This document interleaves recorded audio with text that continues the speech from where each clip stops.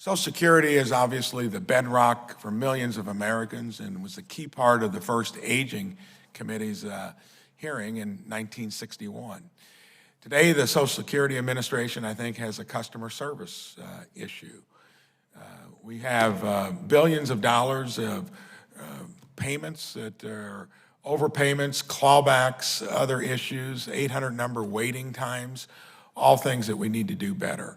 It's a big business within the federal government, and you got an issue like WEP GPO, which penalizes retirees for choosing public service careers. WEP and GPO can cut benefits in half for public servants like police officers who often supplement their service with a second career. We need to pass the Social Security Fairness Act to eliminate these provisions.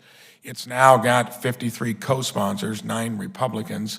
It's probably something, if we get our financial house in order, would be a top priority because it's a case of unfairness. You have other issues. When it comes to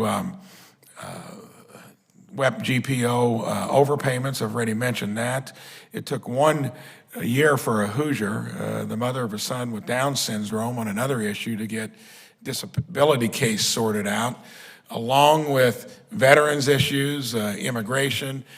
Our office back home in Indiana is constantly handling issues, and a lot of times with Social Security, it's simply just being able to talk to somebody on the phone. The president's budget blames the agency shortfalls for needing more money. I think it has a lot to do with looking at the processes, how it's run before we throw more money at it. Between Social Security and Medicare and Medicaid, they are the structural drivers of our current deficits. And everybody knows they're important.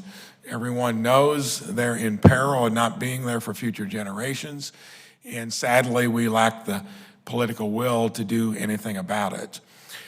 Our debt, which is the underpinning of this, is out of control. If we actually were living within our means, building maybe rainy day funds, doing things that need to be reinvested back into making good programs better, I think is probably the key thing that is going to make all of this more complicated in the long run. I got here a little over 5 years ago, and we're structurally borrowing $1 trillion a year, which was 20 cents on every dollar.